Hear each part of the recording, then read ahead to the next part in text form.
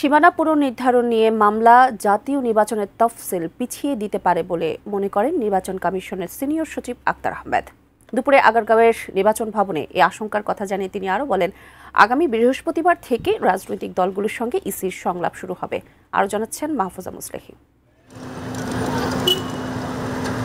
জাতীয় সংসদ নির্বাচনকে সামনে রেখে দেশের অন্তত ৩৯টি সংসদীয় আসনের সীমানায় ছোট বড় পরিবর্তন আনে নির্বাচন কমিশন।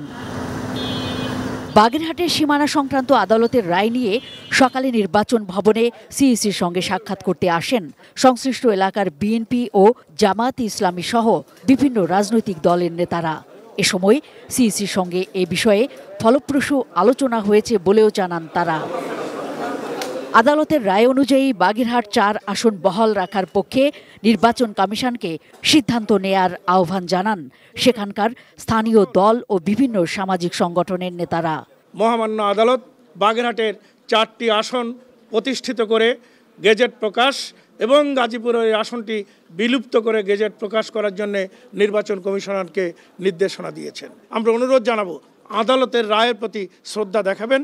পরে সাংবাদিকদের এক ব্রিফিংয়ে নির্বাচন কমিশন সচিব জানান, নতুন আচরণবিধি অনুযায়ী এবারে প্রথম নির্বাচনী পোস্টার ব্যবহার করা যাবে না, তবে ফেস্টুন ব্যবহার করা যাবে।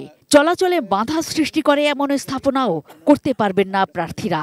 আর গণভোট নিয়ে এখন পর্যন্ত ইসি কোনো নির্দেশনা পায়নি বলেও জানান ইসি সচিব।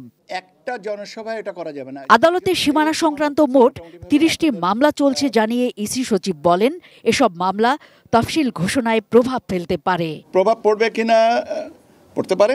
সীমানা নির্ধারণের যে কি বলে আদালতের আদেশ, সেটা কিভাবে পর্যালোচনা করবেন বা তার পরবর্তী পদক্ষেপটা কিভাবে নেবেন সেটার উপরে নির্ভর করছে।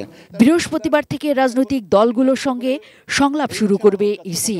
এতে আরপিও সংশোধন, নির্বাচনী আচরণ বিধি, সুষ্ঠু নির্বাচনের সহায়তা সংক্রান্ত বিভিন্ন বিষয়ে নিবন্ধিত রাজনৈতিক দলগুলোর মতামত জানবে নির্বাচন কমিশন।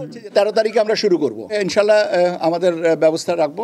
আয়োজনটা আমরা সংলাপের বা আলোচনা, আমরা মতবিনিময় যেটাই বলি না কেন। Mahfuza Muslehi, ATN news, Dhaka.